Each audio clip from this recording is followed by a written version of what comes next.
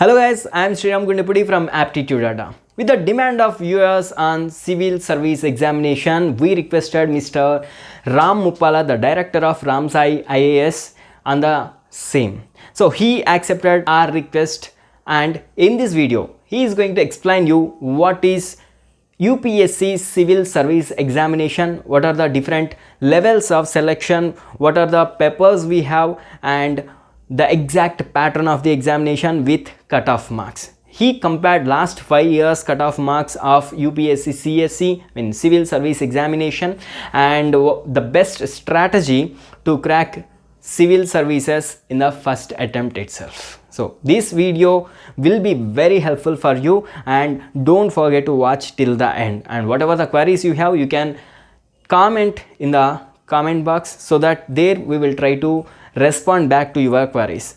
And if you have any further queries, you can contact us through this WhatsApp number, and stay tuned to Mr. Ram Muppala. Hi everybody, welcome to awareness session on UPSC CSE 2022 on civil services examination. Now let us see why civil services. Because for a graduate, for a general graduate, let him or her be a BTech graduate or from BA, BCom, BSc, BBA, whatever. It is the highest career that you can expect of with mere graduation. And then it gives you a kind of social status as well. So suppose if you become an IAS or IPS officer, you know the kind of respect that you get from the society. It brings you a social status apart from all those kind of perks, salaries, wages, and all such facilities. And then service. When it comes to the case of service, there are only two set of people who can render service with a legitimate authority. They are one politicians, other the bureaucrats. So IAS and IPS officers, they have the legitimate authority to serve the society. And then dynamic. Because an IAS officer can be posted into any one of those 32 ministries and 69 departments, and even sometimes as a cabinet secretary or chief secretary of the state, he can be coordinating all those things related to all these departments as well. So he can be head of all those 32 departments and 69 ministries at the senior most cadre. So every day you find new set of challenges and you are in a position to solve them. That gives you actually a kind of intellectual stimulation or utmost satisfaction, what we say. So these must be the 4 reasons why people are craving for these services these days. And then what are the additional benefits? Suppose if you prepare for civil services, what are the additional benefits? You can become an encyclopedia of knowledge. You will be able to know what is happening all around. And you become so knowledgeable, first thing. And second thing, you can crack any other damn examination. Suppose if you want to crack APPSC Group 1 or TSPSC Group 1 or Group 2 services, if you prepare for this examination, that becomes very low and it becomes very easy for you to crack that particular exam. Next, when it comes to the case of UPSC CSE, the recruitment is taken for almost 19 services. There are certain All India services, certain services are of Group A services, certain are Group B services. We have 3 All India services, as everybody knows: IAS, IFS and IPS. And in Group A services, you have Indian Audit and Account Service, Indian Civil Account Service, Indian Corporate Law Service, Indian Defence Account Service, Indian Defence Estate Service, Indian Information Service, Indian Postal Service. Like that, you have these Indian Revenue Service GST, Indian Revenue Service IT, like that. And then next, we have certain Group B services as well, particularly for those civil services that are pertaining to Union territories. Pondicherry Civil Service, Delhi, Andaman and Nicobar Islands, Lakshadweep, Daman and Diu. These civil services are separate and they are considered to be of Group B services. Every year UPSC CSE gives notification in the month of February to recruit posts under these 19 services. And what is the process? In UPSC CSE, the selection process is a 3-stage process. At the bottom you find preliminary, and at the middle level you find mains, and at the final stage of the selection you find that personality test, or what we call interview.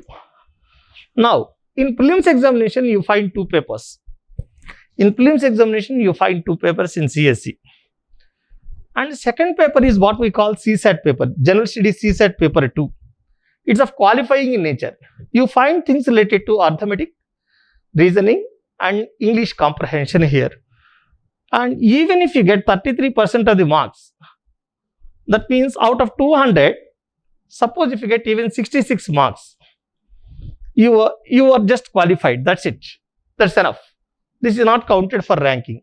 But the kind of performance that you put forth in paper 1 is all important. In General Studies paper 1, it contains almost things related to geography, history, polity, economy, science and technology coupled with current affairs. There are only 100 questions in it. All are MCQ questions, multiple choice questions you have. And you have 100 questions for 200 marks and it is of 2 hours duration. If you can manage to get 50% of that, definitely you will get promoted to mains round. Let us see cutoff marks in prelims in the recent years. For general category candidate, out of 200, if you can manage to get just 98, that means if you are able to answer 50 questions correctly and leaving out all those questions on which you have no idea, you are there. You are there into the mains examination. Notwithstanding to the number of applicants and notwithstanding to the number of attendees for the prelims examination, only in the ratio of the 1:13, people get promoted for mains. Means, if there are 1,000 posts notified, only 13,000 members will be allowed for mains. This is very important. Okay. So, for you to be among those 13,000 members, you need to score a little over 50% in General Studies paper 1 of prelims examination, in addition to getting qualified in CSAT paper. Next, coming to mains examination, mains is descriptive in nature. Here you find 9 papers almost. And this is one regional language paper. Normally we select Telugu here in Telugu states. It's of qualifying nature. For 300 marks, it is getting administered. And if you can manage to get just 100, that's enough. And even this one, English is also for 300 marks. And if you can manage to get 100, then that's enough. Okay. And these are the 2 qualifying papers. And coming to crux part of mains examination. This is an essay paper you find. An essay paper is for 250 marks here. And you have tried 2 essays there and 125 each in a stipulated duration of 3 hours. And in General Studies, you find 4 papers. Paper 1, paper 2, paper 3 and paper 4. Each consisting of 250 marks. 250 into 4 is 1000. So, General Studies is for 1000 marks. Here also in the first 3 papers, you find contents related to geography, history, polity, economy, science and technology. Okay. Particularly, paper 1 contains those things related to history, geography and society. Paper 2 contains those things related to polity, governance and international relations. Paper 3 contains technology, economy, environment, ecology. And paper 4 is something which is related to ethics, aptitude and integrity. You have, these are descriptive in nature, and GS you can say it is for 1000 marks. And then you have to move to this one, optional paper. Optional paper is something, optional subject is something that you need to choose from a list of 27 optionals.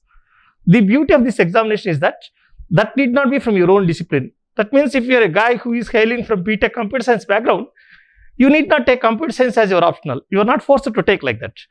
So even those people who hail from BTech background, they always opt for those optionals which are humanities subjects normally.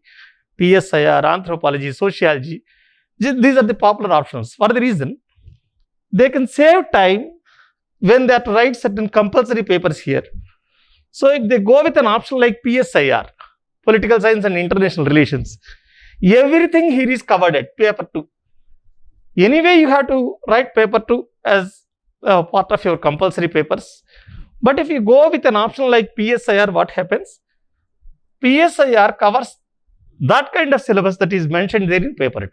So you are getting an advantage with that. Not only that, as a PSIR student, you are supposed to make an essay on any current political issue. So not only that, you can have certain things related to ethics in PSIR as well.